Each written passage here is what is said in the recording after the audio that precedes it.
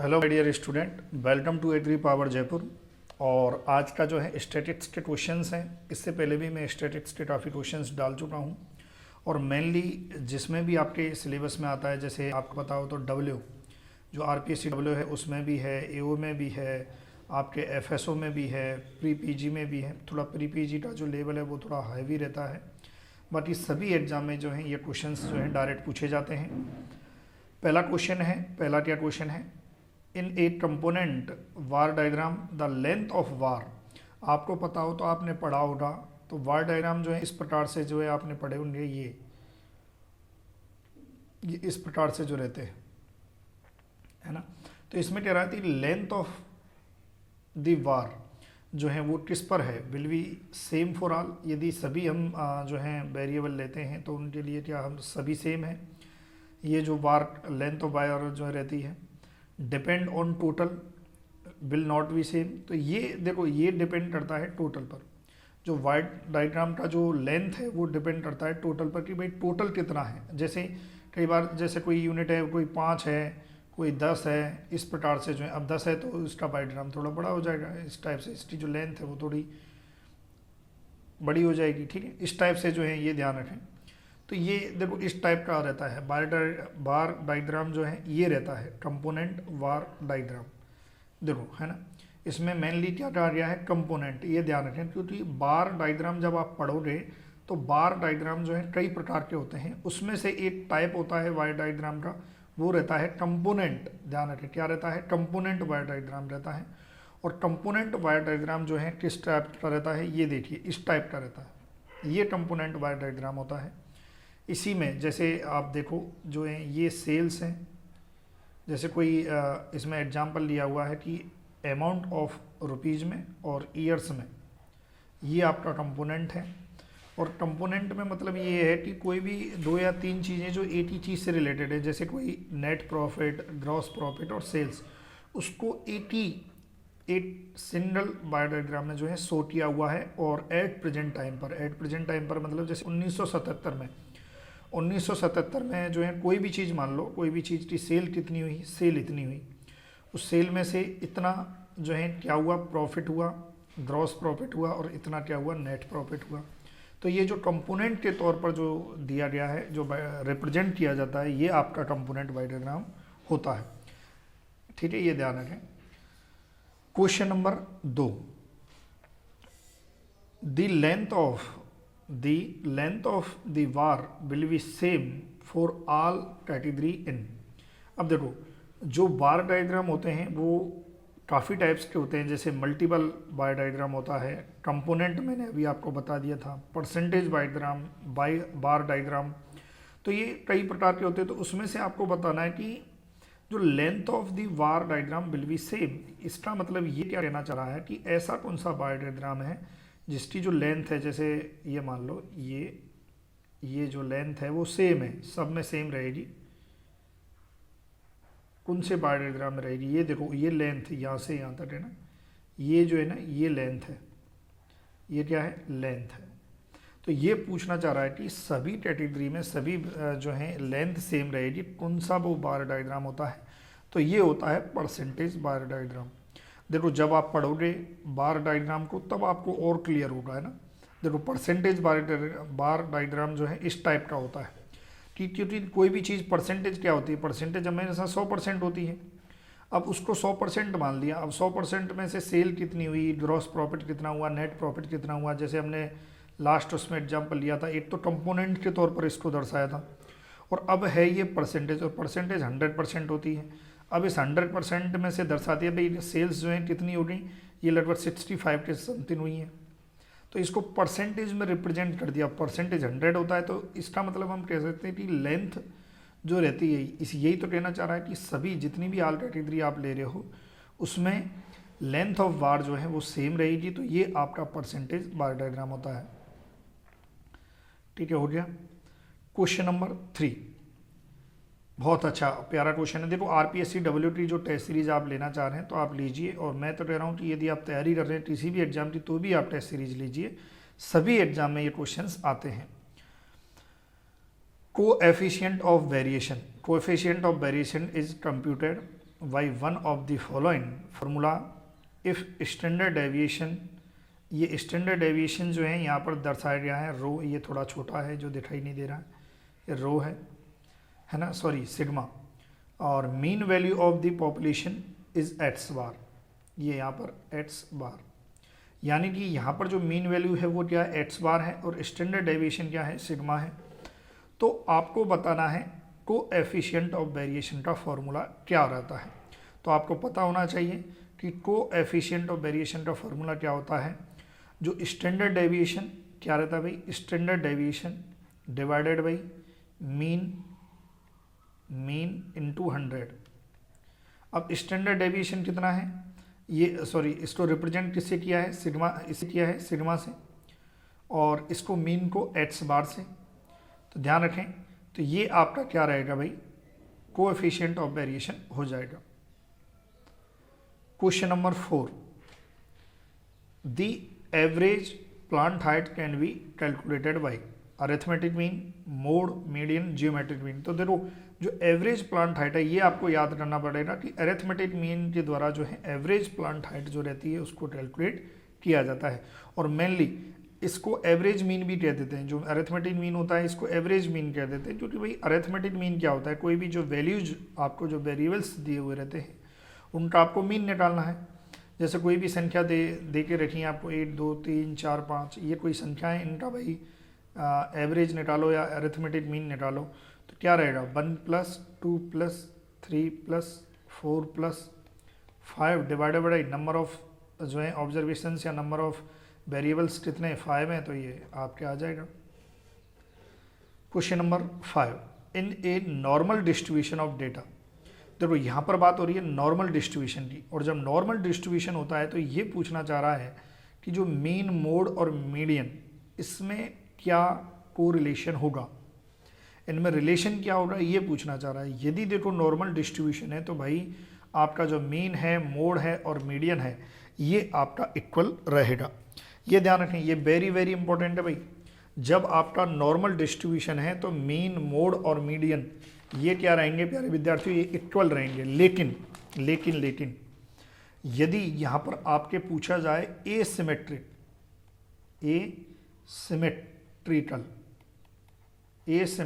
Distribution, जैसा कि cited सी अधिकारी कई एग्जामों में ये पूछा गया है कि एसिमेट्रिकल डिस्ट्रीब्यूशन यदि होता है तो मीन, मोड, मीडियन में क्या रिलेशनशिप रहता है। तो मोड इक्वल टू 3 मीडियन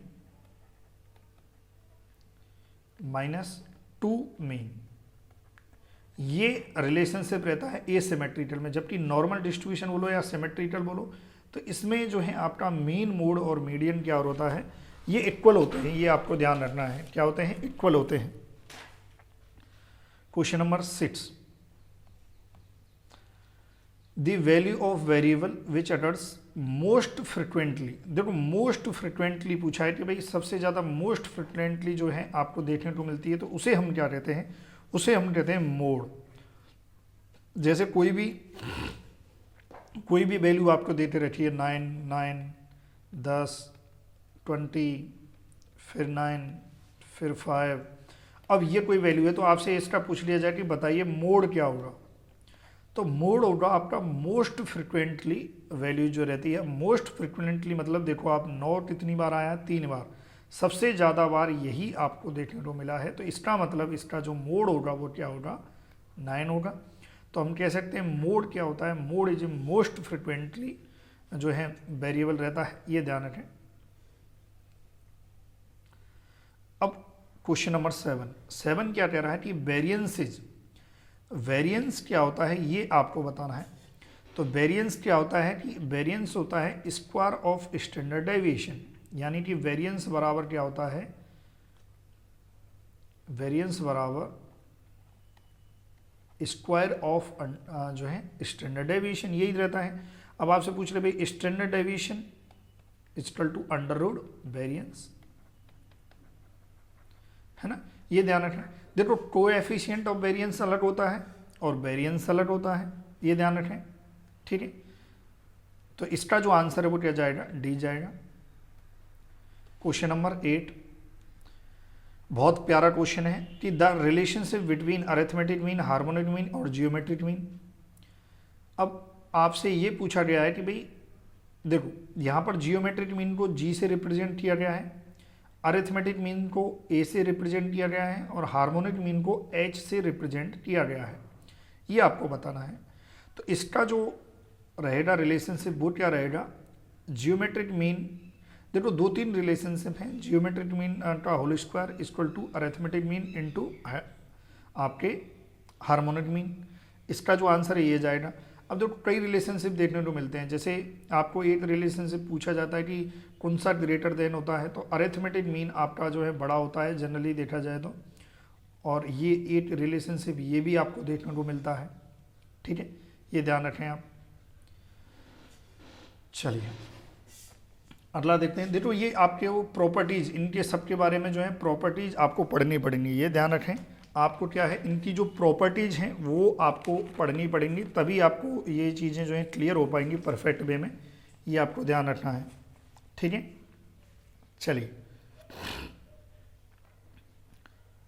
है ना। क्वेश्चन नंबर 9, क्वेश्चन नंबर 9 क्या कह रहा है, the average of absolute deviation taken from central values. Central value से जो एब्सोल्यूट डेविएशन होता है उसका जो एवरेज होता है वो क्या कहलाता है, तो ये आपका जो है इसका जो आंसर जाएगा वो क्या जाएगा, मीन डेविएशन। अब देखो ये पूरा आपको पढ़ना पड़ेगा कि कोफिशिएंट ऑफ वेरिएशन जो है क्या होता है, ये मैं बता दिया भाई, standard deviation divided by mean और इनटू 100 रहता है, और स्टैंडर्ड डेविएशन क्या होता है, अंडर रूट वेरिएंस होता है, अंडर रूट वेरिएंस होता है ये स्टैंडर्ड डेविएशन के। और भी फॉर्मूले रहते हैं, रेंज है आपकी जो है, कई बार एग्जाम में जो है आपको रेंज जो है देखने को मिलती है ना, तो इसका भी पूछा जाता है। तो ये भी पूरा आपको देखो थ्योरी इसकी जो है पढ़नी पड़ेगी आपको, बिना थ्योरी के आपको क्वेश्चन करने का कोई महत्व नहीं रहेगा, ये आपको बता दूं मैं। चलिए अगला देखते हैं, question number 10, when value of one variable change while other variable remain constant. यदि कोई भी एक एक्स वैल्यू चेंज होती है और जबकि अनदर वैल्यू जो है जैसे कि मान लो वाई और ये कांस्टेंट रहती है, तो ये जो है किस प्रकार का जो है देखने को मिलेगा, ये आपसे पूछा गया है। तो देख लेते हैं, negative correlation, direct correlation, positive correlation या इंडिपेंडेंट। अब देखो कोरिलेशन तो जब दिखता कि कोई चेंजेज होता है, जब चेंजेज ही नहीं हो रहा है तो रिलेशनशिप होगा ही नहीं। इसका मतलब हम कह सकते हैं, थोड़ा टेक्निकल प्रॉब्लम आ जाती है, इसका मतलब हम कह सकते हैं कि ये इंडिपेंडेंट, इसका जो आंसर है वो क्या जाएगा, इंडिपेंडेंट जाएगा। क्वेश्चन नंबर 11, ये सब साहित्य कृषि अधिकारी में भी पूछे गए हैं। जैसे ये साहित्य कृषि अधिकारी आपके 2015 का क्वेश्चन है, Q1 Q2 और Q3 दे के रखा है और क्वार्टाइल डेविएशन आपसे पूछा है। तो देखो इसका सीधा सीधा फॉर्मूला होता है Q3 minus Q1 divided by 2। ये ध्यान रखें, वेरी वेरी इंपॉर्टेंट, कि जो क्वार्टाइल डेविएशन होता है उसका फॉर्मूला क्या होता है, Q3 minus Q1 divided by 2। अब Q3 minus Q1 divided by 2, अब इसको आप करो, इसको आप करोगे जब Q3 क्या है 20 और Q1 क्या है 5 डिवाइडेड बाई 2, यानी कि 15/2, और 15/2 मतलब 7.5। ठीक है, ये आंसर आ गया। तो इसका जो आंसर है वो क्या जाएगा, ये जाएगा। अब देखो यहाँ क्वार्टाइल डेविएशन पूछा है, इसी प्रकार से एक और चीज़ होती है क्वार्टाइल रेंज। कई बार आपसे पूछ ले कि क्वार्टाइल रेंज, अब यहाँ आपसे पूछ ले क्वार्टाइल रेंज क्या होगी। अब देखो क्वार्टाइल रेंज अगर यहाँ आपसे पूछता है एग्जामिनर, तो क्वार्टाइल रेंज क्या होगी, देखो ये क्वार्टाइल रेंज क्या होगी, यहाँ पर थोड़ा सा चेंजेस है, Q3 minus Q1, Q3 minus Q1 को हम क्या कहेंगे, क्वार्टाइल रेंज कह देंगे, और इसे हम क्या कहेंगे, क्वार्टाइल डेविएशन। तो ध्यान रखना थोड़ा थोड़ा अंतर है और बाकी आपका आंसर जो है चेंज हो जाता है। Question number 12, which of the following would you regard as discrete variable. देखो डिस्क्रीट वेरिएबल का इसका जो है आंसर आएगा। अब ये तो हाइट तो आपका कंटिन्यूस है, टाइम जो है ये भी आपका कंटिन्यूस होता है, बाकी इसमें जो आंसर आएगा number of children in a family, ये आएगा, ध्यान रखें। क्योंकि ये क्या है, एक फिक्स वैल्यू है। अब वेजेज पेड और टू वर्कर ये थोड़ा वेरिएबल, मतलब हम कह सकते हैं ये वेरिएबल रहता है, ये वेरिएबल है ना। तो ये एक वेरिएबल मतलब इन द सेंस यहाँ डिस्क्रीट पूछा है, और दूसरा डिस्क्रीट का मतलब होता है कोई चीज़ फिक्स, और जबकि यहाँ पर तो ये चेंजेज होता है, वेज पेड टू वर्कर ये चेंज होता है, दिन ब दिन बढ़ता रहता है, ये इंक्रीज होता है। और जबकि यहाँ पर डिस्क्रीट वेरिएबल क्या होता है, इट फिक्स वैल्यूज। अब number of children in a family तो वो तो फिक्स ही रहते हैं जनरली, है ना, एक टाइम के बाद वो फिक्स हो जाते हैं, भाई 2 अंडे ज़्यादा ज़्यादा या 3 अंडे। तो इसका जो आरपीसी ने जो आंसर माना है वो number of children in a family. Question number 13, which of the following best to show percentage of the production of different crop in Rajasthan during 2016 and 17। तो ये आपसे पूछा गया। अब ये आपको पढ़ना पड़ेगा, ओजाइव कर्व क्या होता है, हिस्टोग्राम क्या होता है ये। अब इसका जो आंसर है वो क्या जाएगा, यदि परसेंटेज शो की बात करें तो पाई चार्ट, ये देखो इस टाइप का होता है। जैसे कोई भी सीरियल्स हैं, अब सीरियल्स क्रॉप में कई बार होता है कि भाई इतना धान हुआ, इतना वीट हुआ, बाकी की दूसरी अदर फसलें इतने परसेंटेज हुई, सोचो 50%। तो इस प्रकार का जो रिप्रेजेंट किया जाता है ये आपका पाई चार्ट होता है। तो आंसर क्या जाएगा, पाई चार्ट।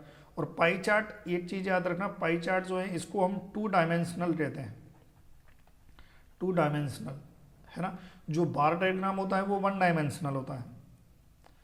ये देखो ये हिस्टोग्राम के बारे में कहा गया कि when the data are classified based on the class interval, यदि क्लास इंटरवल को रिप्रेजेंट किया जाता है तो ये आपका हिस्टोग्राम होता है।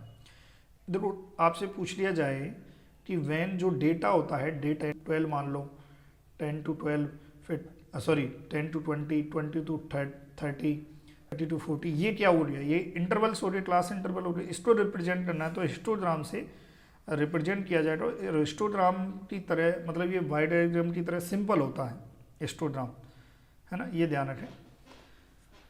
चलिए, और ये तो देखो आपको थोड़ी बहुत पढ़नी पड़ेगी। एप्लीकेशन, हाँ, एग्री पावर जयपुर एप्लीकेशन आप डाउनलोड करोगे तो इसमें मैंने बाकायदा इसकी थ्योरी भी दी हुई है, आपको और भी मजा आएगा।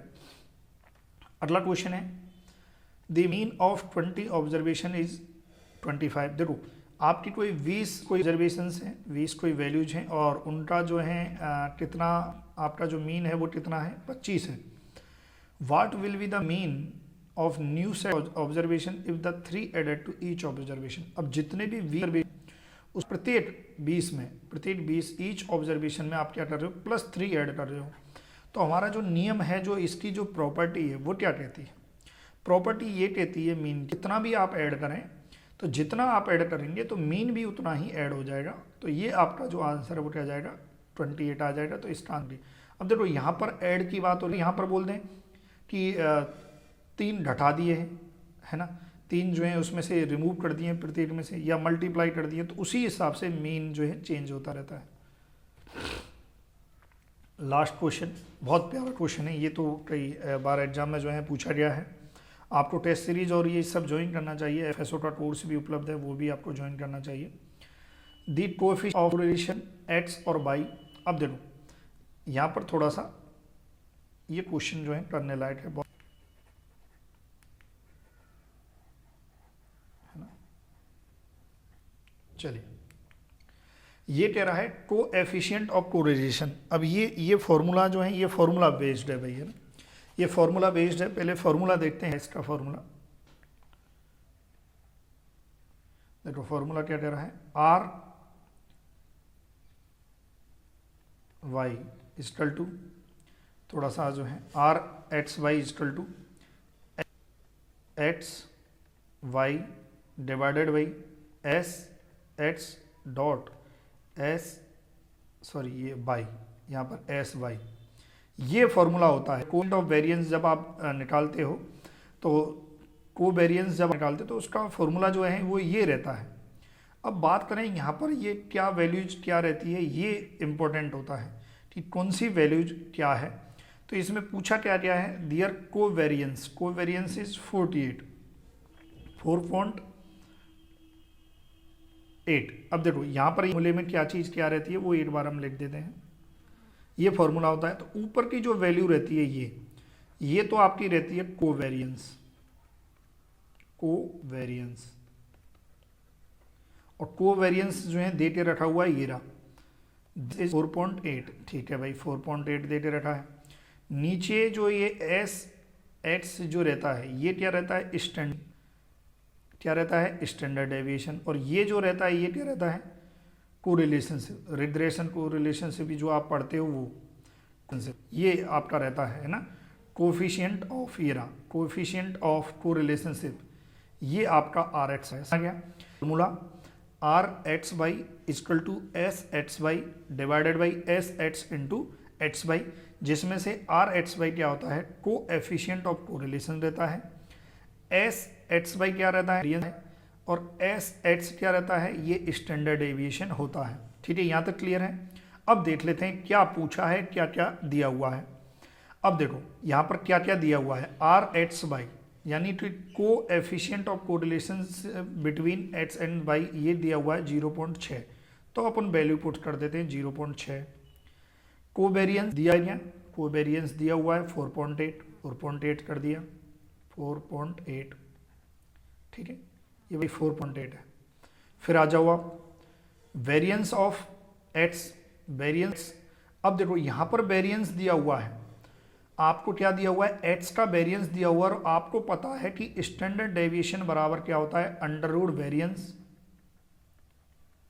और अंडर रूट वेरिएंस होता है इसका मतलब एक्स का, अगर हम इसका स्टैंडर्ड डेविएशन नहीं निकाल सकते हैं तो एक्स का यानी कि एस एक्स बराबर क्या हो जाएगा आपके, और 3 मतलब आपके लिए थोड़ा प्रॉब्लम हो रही है टेक्निकल, ये एस एक्स क्या आ गया आपका 3, और ये स्टैंडर्ड डेविएशन ऑफ एक्स जिसको हम यहाँ लिख देंगे 3, और पूछा क्या है एस बाई, यानी कि आपसे पूछा एस बाई, ये एस बाई क्यों बाई, और यही तो पूछा है, और ये एस बाई क्या है स्टैंडर्ड डेविएशन ऑफ बाई, ये पूछा है। अब इसको कैलकुलेट अपनी मैथ आपको आती होगी, तो इतनी मैथ आती है तो इसका जो आंसर है वो क्या चला जाएगा आपके, अच्छा मैथ कहाँ, इसमें तो डायरेक्ट ही पूछा है, तो एस बाई को इधर ले जाओ 0.6 को इधर ले आओ, तो ये देख लेते हैं। ये पहला इसका जो आंसर है वो क्या चला जाएगा, इसका जो आंसर है वो पहला चला जाएगा। ये देखो जब एस बाई को इधर ले जाओगे तो 0.6 कहाँ आ जाएगा नीचे आ जाएगा, और ये स्टार का जो साइन है ये मल्टीप्लाई का साइन है, तो इसका जो आंसर है वो क्या जाएगा ए जाएगा। ठीक है भाई, तो ये आपके जो है 15 क्वेश्चन जो हैं कंप्लीट हो चुके हैं। उम्मीद है आपको अच्छा लगा होगा, क्लास लगी होंगी। ओके माय डियर स्टूडेंट, आपको क्या करना है, चैनल को सब्सक्राइब करना है और शेयर करना है। Thank you so much for watching video, thank you so much for watching video.